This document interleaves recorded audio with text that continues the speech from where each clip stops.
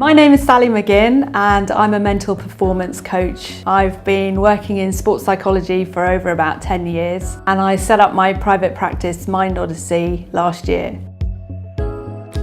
When I talk to riders, I certainly talk about their arousal levels, and really that's to do with how they're feeling, whether they're relaxed or whether they're actually at an optimal state or whether they're over-aroused, so overexcited if you like.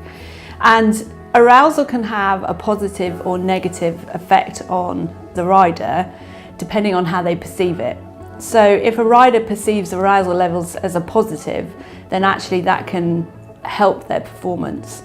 Whereas a rider who sort of perceives arousal as a negative, so actually sees it more as a stressful thing, will then start to have a degradation in their performance. If you think about the feelings you have when you're nervous, what you feel, your heart rate is higher, your breathing increases, you might feel a bit sweaty palms or something. Now compare that to when you're feeling excited, actually they're pretty similar. So if a rider can think more about being excited to go out and perform rather than nervous, actually their performance can be much more facilitated in terms of how they approach it. So for each rider, the optimal arousal will be different because everyone's an individual, and it's really working out what is optimal for them. What they need to understand is that the more heightened the arousal, the less they're going to be able to concentrate on a number of things, so they'll have less cues that they can focus on. So actually finding that optimal arousal means they can get into the zone, their concentration levels will be at peak, and they can focus on a number of aspects of their performance that will allow them to deliver what they need to deliver in competition. So if we think about someone who's perhaps in a more heightened state in terms of their arousal level, they may be a bit over anxious or over excited. They may, for example, go into the show jumping arena and suddenly see people around the edge of the arena, spot someone they might know or think they know, and start to worry about those people and what they're thinking and what they're saying, rather than actually focusing on the job in hand, which is actually to go and jump around the jumps in that arena. Really, it's about how do they do that? How do they work out then how to get into that optimal arousal state for them? And there's a number of techniques that they can use to do that. So the first technique is breathing. Breathing typically is going to help you relax. We don't have to think about breathing, but actually when we become more nervous, our breathing probably becomes more erratic. So if we were to put in some techniques around relaxation and breathing techniques, we can actually control our breathing and slow our breathing down, helping us to calm down. So a rider might consider doing breathing just before they go into the arena, or they might do this as they're warming up. They might include it as part of their warm-up routine. But there are several different techniques where you can time your breathing to help you slow down your breathing and relax you and get you into a better state of arousal.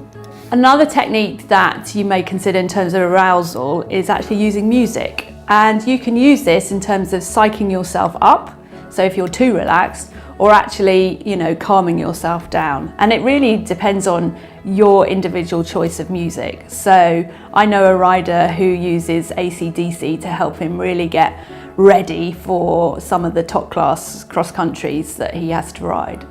But someone else might use perhaps a more easy listening piece of music because they actually need to relax a little bit more. And music is great when you're training. Horses like to listen to music. If you have a song that you can sing in your head, actually singing that head helps you to breathe. So going back to a previous technique. So music can be used in your earphones when you're warming up. So it allows you to take away the nervousness from actually riding. You can listen to the music, get your breathing sorted, and relax into your riding. Two techniques that we talk about is mental rehearsal and self-talk. And again, it's down to what works for the individual. Not everyone is a visualization person. They can't visualize, they can't see things that they want to deliver on. And not everyone will talk to themselves effectively. So it's really working out what works for you. But mental rehearsal is a great way of visualizing your performance. So you could actually sit on your sofa and visualize yourself riding the dressage test. The key thing with visualization or mental rehearsal is that it must be positive. It must have a positive outcome, i.e. if you're riding that dressage test and you're visualizing it, you ride it with accuracy, all your halts are square, all your transitions up and down are good, and you leave the arena with a smile on your face. You know, it is a positive outcome. Similarly with self-talk, self-talk can be instructional or motivational. So some riders will actually tell themselves to go and do something. So you're coming up to a corner fence, actually tell yourself to ride the line or look for a tree. People have told me that when they used to ride the Vicarage V, they would aim for the booby tree. So actually telling themselves to aim for that actually gets them on the right line to ride the Vicarage V. Whereas motivational, it's all about psyching yourself up. So come on, you can do this, giving yourself some confidence, giving yourself some belief that you can go out there and deliver it. And one of the key things that I would think about when you're training is always finish on a positive note. It's good for you, it's good for the horse, and you know then that you're in a confident state of mind for you to go out and ride and perform on the day.